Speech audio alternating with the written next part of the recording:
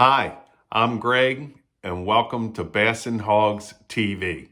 Thanks for tuning in.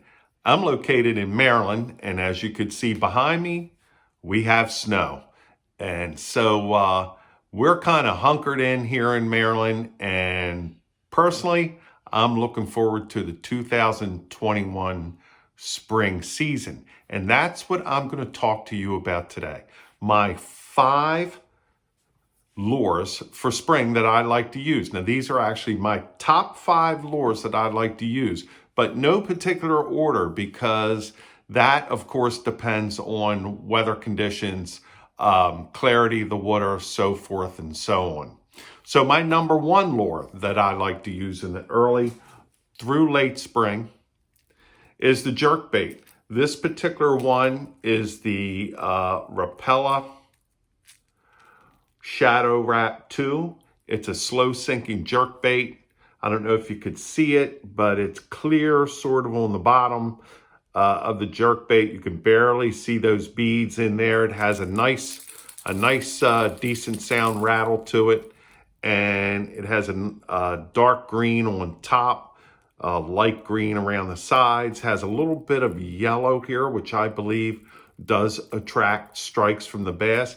Has 3 strong factory treble hooks. Now, generally, I like to change my treble hooks out, but I've caught some really nice sized bass on this particular lure with the factory treble hooks that are on it. Now, the way I work this lure is because it's slow sinking, I'll cast it out, I'll let it sink. I generally count to about 60, and then at that point, I'll start jerking it. Now, I've had some nice sized bass on this lure as I'm counting. So as it's sinking, I've gotten some real good hits on it. So this is a really nice lure to use. And frankly, it's probably the only jerkbait I ever use. And I've had great success on it. My number 2 lure that I like to use in the early spring through late spring and sometimes into the beginning of summer is the spinnerbait. I love the white, and I don't know. I've heard a lot about the white color, so apparently the white skirtings. I'm not the only one that has had a lot of success with these, but I love this spinnerbait. This is made by Strike King. Now you could see how long this skirting is. This one's right out of the pack, so you want to trim these up. And you just trim it in spots. Don't trim the whole skirting off. You just want to trim in spots. And if you don't trim it, what happens is when you cast it in, of course, it gets wet, it twists up. If you're using a trailer hook, it wraps around your trailer hook. It prevents 100% of the action that you should be getting from these blades. So again, I kind of trim the skirting up. Now, this particular one is the Banshee series from Strike King. This has the willow leaf blades, which I like to use. And the way I retrieve these lures is I do a very slow retrieve. So when I'm retrieving this lure in, it's basically bumping the bottom. And these blades are barely spinning. That's how slow I retrieve it. So understand that the water is very, very cold, at least here in Maryland in the early spring. So these bass are sluggish, they're lazy, they're still recovering from the winter, and so they're not moving real fast to strike. But you work this lure with a slow retrieve, and you're going to have a lot of success with this particular one.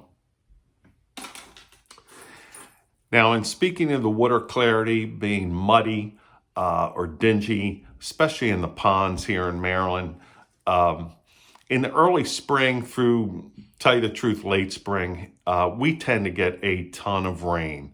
It seems like lately through the last 3 or 4 years, we've had a lot of rain in Maryland in the springtime.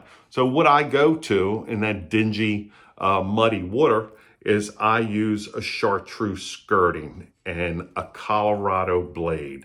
So you could see with this skirting, it has that little black flake in it again, which I like to use that color skirting. In fact, it's crazy, but I won't buy skirting a spinnerbait that doesn't have that little black flake in the skirting. I just have a lot of success with it. And to give you a general idea of how I trim my skirting, you can see here that you can tell I've trimmed the skirting on the Chartreuse one versus this one. So that's how I trim it. I kind of trim it a little bit around the sides here and there, so it's sort of long here and then short there. The Colorado blade, this is the size Colorado blade I like to use. I use the copper, and really, in my opinion, that's the color you should use in your blades in the dingy, muddy waters. Again, I slow roll this, and this blade is barely spinning, but yet it's causing a lot of vibration. And you could tell that your blade, the Colorado blade, is causing a vibration because the tip of your rod as you retrieve will be doing this. It'll be vibrating, and that's how you know this lure is really working. Now, you see I have a trailer hook on this one.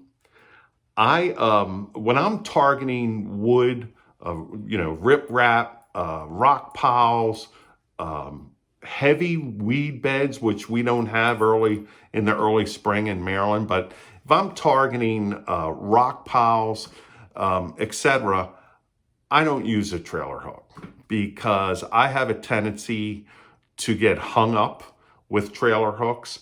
I like to throw my spinnerbaits right in the junk, and that's where I have a great success and catch my bigger fish. So when I know I'm targeting those areas, I won't use a trailer hook. I'll keep the trailer hook off of it. And I've caught a ton of nice sized fish with no trailer hook. Now, my number 3 lure that I like to use is the square bill. Now, the square bills have become, as you know, become very popular over the last few years. And this particular one is made by Strike King.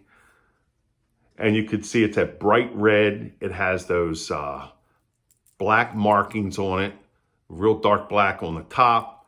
And it has this orange color here. And this is my confidence color, to tell you the truth. I love this orange color. If I can find deep diving plugs or square bills that have even the smallest spot of orange on it, I have a lot of luck with that. And that's what I prefer. And I just stick with this color. But I don't know what it is about this red, but I tell you what, especially in the dingier waters, muddy waters, I have a lot of success with this particular square bill. And the way you want to use these square bills is you want to bang them up against rocks, riprap, gravel, rock piles, wood, branches of trees, anything that you can find in the water, obstructions that you can hit that against. And that's where you're going to get your strikes. Now, if this particular one here, this one is made by Strike King. This is a bluegill color, and I prefer the bluegill colors because that's what the bass, at least here in Maryland, seem to be going after. They go after bluegill on a pretty consistent basis. Bluegills are actually their enemy during the spawn, but this particular one really gets a lot of action, and I've caught some good sized bass on this one. Again, it's the bluegill color. It's got that purplish, bluish color here, and you can see it has that orange I like to use. And both of these square bills here, they are solid. There's really no rattle to them. And I'm not big on rattles. I'm more on color. And the only time I'm thinking of rattles or vibrations is in the muddy water when you have real dingy or muddy conditions. And that's where you really need the heavy vibrations and the loud rattles. This particular square bill that I use is called 6 Cents. It's made by a company called 50X Crush. And this particular one is a bluegill color. It's actually called a bluegill fire. And you could see it has a green here, and then it has a little orangish color in here throughout the side. Really represents a bluegill here. Now, notice what I like to do with my lures, square bills, is sometimes I have a tendency to just remove the rear treble hook. And as you could see here, I replaced this one with a hair-dressed treble hook. Now you got a little purple in here, got a little chartreuse in this hair, and I tell you, the bass just go crazy on these hair-dressed treble hooks. Now, most of your square bills have kind of a tight wobble. This particular one has sort of a wide wobble to it. And it's got me a lot of nice strikes, some really violent hits on this particular lure. And again, I use it the same way as other square bills, even with the hair-dressed treble hook. I just jerk it around. I make sure that I'm hitting it against obstructions, rock, wood piles, gravel piles, grass beds. And I've had a lot of success with this particular lure.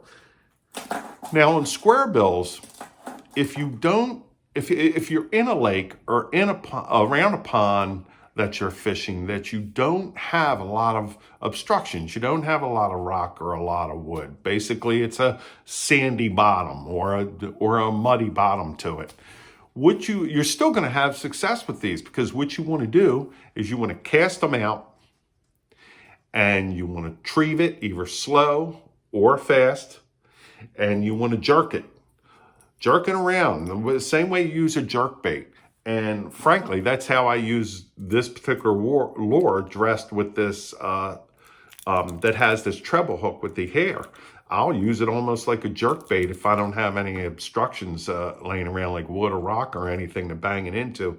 And I've caught some big bass on this. And to my shocking surprise, I've caught crappie, and a lot of big crappie on this particular lure. Again, it's 6 cents, and it is made by a company called 50 Crush, and you can actually go to the website. It comes in a boatload of colors.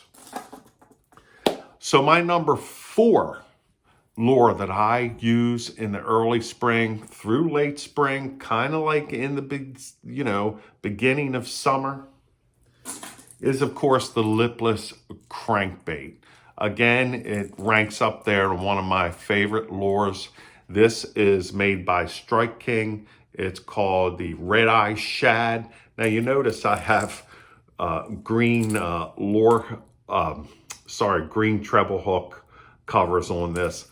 I don't know about you all out there, but I have a tendency to just want to switch up my lures quick. So I'll too many times I've reached my hand in the box to grab a lure, and when you know it, I got a treble hook driven into my finger, into the palm of my hand. So for safety measures, I put these covers on there, and they're real easy to put on and just pop off. But again, this is the Red Eye Shad. It is a great color, especially you want to use it in the dingy, especially in the dingy or muddy water. And this again has that orange color that I like to use. You could see here. And again, I think this is a pretty popular lure. I use a lot, basically in dingy or muddy water. And the way I retrieve this is I'll cast it out, I'll let it sink, and then I'll jerk it up and down. Almost the way I would use a jig, but a little bit higher. These have a tight wobble to them. So it simulates the bait fish real nice. And that's a big attractant to the bass.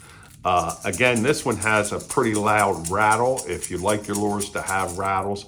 But with a loud rattle like that, I'm normally fishing this, like I said, in muddy or dingy conditions.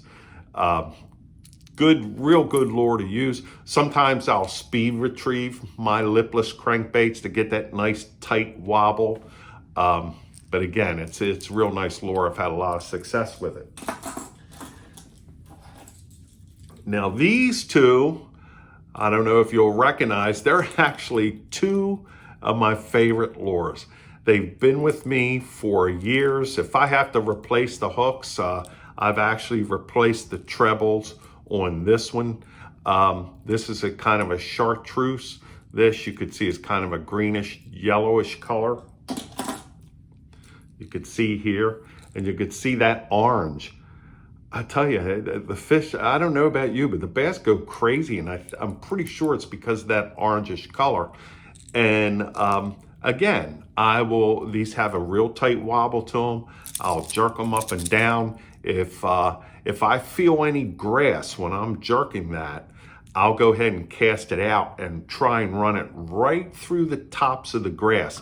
But again, in early spring, mid-spring here in Maryland, we don't have a lot of grass beds. Basically what we have is humps and beginning little stumps of grass. So generally I'm just jerking these up and down, and I've had a lot of success with them. Again, this is basically kind of a more yellow than Chartreuse, got that black on top and that nice orange color, which I feel like attracts the bass.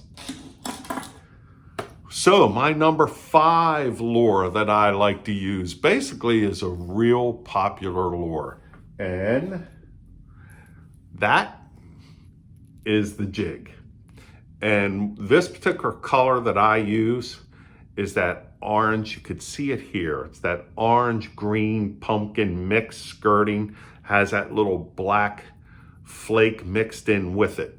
Now, I buy all my jigs that have weed guards, and I take these weed guards and I don't know if you could see right there where I kind of take them and kind of pinch them and spread them out a little bit. That, to me, at least with me, that I've noticed it really helps me to not get snagged up. Kind of gives me double protection. I use trailers on all my jigs. One of the trailers that I love to use is this particular one here. I kind of call it a creature bait, but the bass just go crazy on this. This is a 3-inch trailer. It's made, on the package, it's called Havoc. I believe this one is, I think this might be the Skeet Reese design. I'm not sure. But again, it's just a crazy looking trailer, but the bass seem to just love it. Now, of course, it comes in purple, and in the dingy or muddy water, that's what I believe you should use, in my opinion, the black or the purple color. And again, that's the same type of lure. It has Havoc, the name of it, on the bag. Now, what I go to as we get later into the spring and into the summer, as far as a jig's concerned, I like to use this smaller jig. And it is the only small jig that I ever use. And this is the Strike King version of what's called the Bitsy bug. And I don't know how many of you have used this, but I had a friend of mine turn me onto this about 2 years ago. And the bass just go nuts on this lure. And it's funny with me, if you jig this lure up and down like you do a regular jig, you don't get as much hits. At least I don't. But if I cast this lure and let it sink right up against, right up against, as close as I can get it to a rock pile, preferably a tree stump or branches that are coming out of the water, and then I just sort of vibrate it. And the way you do that is you take your rod, once you cast it out, the fishing rod, and then you just take your finger and you tap on the rod, and that vibration goes through the tip of the rod, and it just barely vibrates this, just barely moves it, and the bass just bang this thing, and they love it. And I've caught, so far on this, I've caught some 3-pounders, I caught a 4-pounder, and I've caught a ton of smaller bass on this particular lure, and it's a Strike King version of the Bitsy bug. So that was my, they're my number 5 lures. That's it. Again, happy holidays.